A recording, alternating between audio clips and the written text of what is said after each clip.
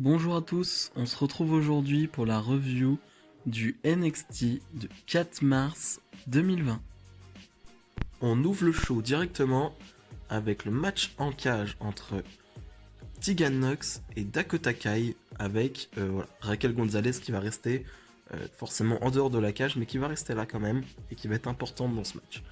Alors le match en cage pour cette feud est méga justifié, disons que avec l'intervention au dernier pay-per-view de Raquel Gonzalez, la cage justifie ce match car Gonzalez logiquement ne peut pas intervenir. Je dis bien logiquement parce que voilà, c'est pas ce qui va vraiment se passer. Alors moi je suis pas vraiment un grand fan des matchs en cage. Je trouve que voilà, le principe j'aime bien, mais dans l'exécution c'est souvent du allez j'essaye de partir, non tu me retiens, j'essaye de partir, non tu me retiens. Et là, ce concept de je pars va arriver vers la fin du match et je trouve ça très bien. Disons qu'on n'est pas en mode je veux partir tout de suite et j'aime bien. Parce que voilà, en plus les deux se détestent réellement, donc le but premier pour elle, c'est vraiment justement de s'en mettre plein la gueule tout simplement, et pas forcément de partir tout de suite.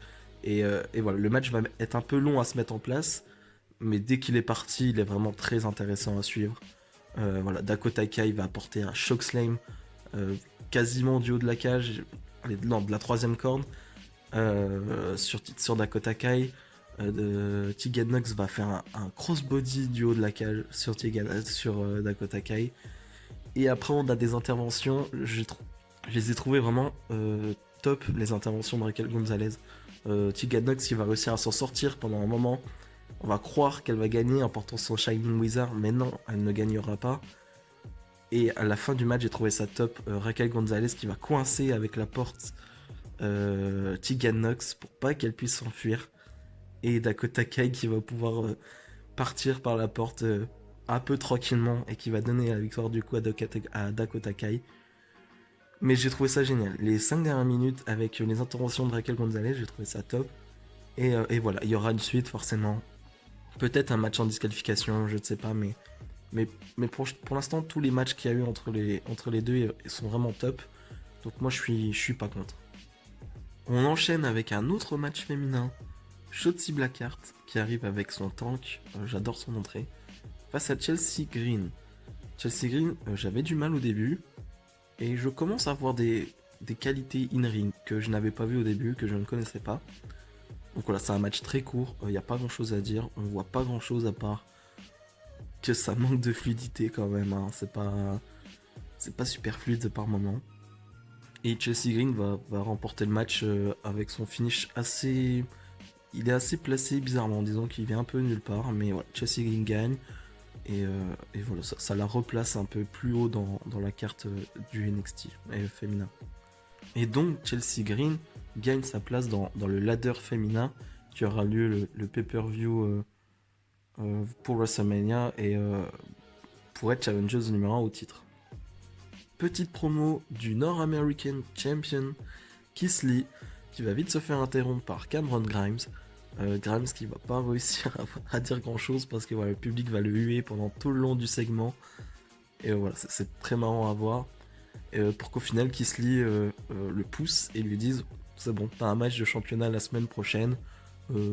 C'est assez logique parce que Cameron Grimes vient de battre Dijakovic. Dijakovic qui était challenger numéro 1 au titre il y a quelques semaines. Donc pour moi, c'est assez logique et voilà, ça fait patienter Keith Lee, on va dire, pour le moment. Match tag team entre Undisputed Era et Oni Lorcan et Danny Burch. Alors les deux équipes se sont déjà affrontées à plusieurs reprises et les matchs sont toujours très bons. Ça va être le cas là. J'ai pas grand chose à dire parce que c'est un match classique tag team, j'ai envie de dire, de NXT. Et vu que les deux équipes se connaissent très bien, c'est très bien et il y a vraiment pas grand chose à dire. Undisputed Era va gagner le match. Et après le match, ils vont vouloir un rematch contre les Bruiserweight, qui sont les nouveaux champions par équipe. Les Bruiserweight qui vont arriver. Matt Riddle qui va avoir le micro, qui va parler quelques secondes, mais il va se faire attaquer par derrière par les Grizzled Young Veterans. Voilà, la team d'NXT UK qui est maintenant, j'ai vraiment l'impression qu'ils sont à NXT. Et qui va dire à un Undisputed Era, pourquoi vous aurez un rematch? Nous aussi on veut le match, donc à mon avis, on aura un match entre les deux équipes pour savoir qui est challenger numéro 1 au titre. Ou alors on aura un match avec 3 équipes pour le titre tag team. Donc dans tous les cas ce sera excellent, je me fais pas de soucis pour ça. Et du coup on nous annonce pour la semaine prochaine un match pour le titre tag team du coup défendu par les Brotherhood face à Undisputed Era. Voilà, moi je vois une intervention des Grizzly Veterans, voilà, ou un truc comme ça. Mais je pense quand même dans tous les cas les Brotherhood garderont leur titre. Isaiah Scott face à Austin Theory. Alors Austin Theory qu'on voit de plus en plus à NXT, hein, on le découvre chaque semaine. En tout cas pour ma part je le découvre. Et pour l'instant j'aime beaucoup. Et Isaiah Scott, voilà, comme d'habitude, pas une grosse gimmick, pas un gros personnage, mais dès qu'il a un match, ses matchs sont excellents. Et le match va être excellent. Voilà, on va avoir une opposition de style. Austin Theory qui va, voilà, c'est quelqu'un de très puissant, qui est capable aussi de faire des trucs très agiles, mais et Isaiah Scott qui voltige, ses kicks, j'adore les kicks de Isaiah Scott, et ça va nous donner un excellent match, vraiment j'ai adoré, et au moins ils l'ont laissé du temps, c'était pas un match de 5-6 minutes, vraiment 10-15 minutes je pense. Et je vois que voilà, il mise beaucoup, j'ai l'impression, sur Austin Theory. Voilà. On commence à le voir dans des matchs plus intéressants. On l'a vu contre Ciampa. Donc voilà, là on commence à le voir. Et Austin Theory va gagner le match. Et voilà, on voit le potentiel dans Austin Theory. Et je pense que Triple H a vu le potentiel aussi. Donc ça m'étonnerait pas que d'ici quelques mois on le voit. Allez, je sais pas pour aller chercher un gros titre, mais en tout cas qu'on le voit dans les gros matchs de NXT.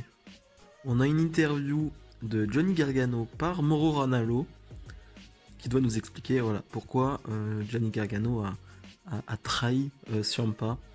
Gargano va pas vraiment nous donner d'explication, mais le plus important je trouve c'est que c'est l'attitude de Gargano. On va avoir un Gargano très agressif.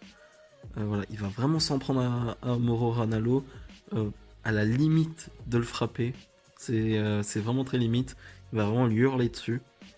Parce que voilà, il lui dit en gros, tu penses me connaître, vous pensez tous me connaître, mais non, vous ne me connaissez pas, pardon, et vous ne savez pas d'où je viens, voilà, vous ne connaissez rien de moi. Et Gargano qui dit voilà, la semaine prochaine, Ciampa, voilà, on va faire les choses à ma manière, à la manière Gargano. Et ouais, on a rarement vu Gargano dans cet état-là. Et ouais, la promo j'ai trouvé géniale. Alors il nous dit pas énormément de choses, voilà, sur le pourquoi. Je pense qu'il va nous redire voilà, dans les prochaines semaines.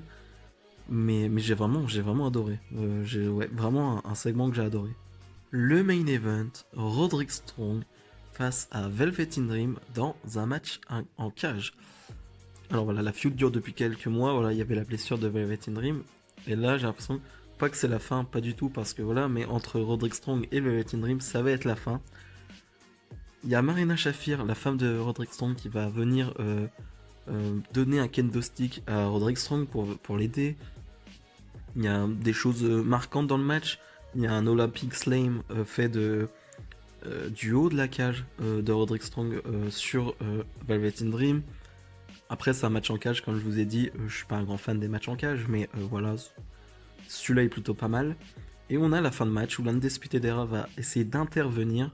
Velvet in Dream qui va les frapper les uns après les autres.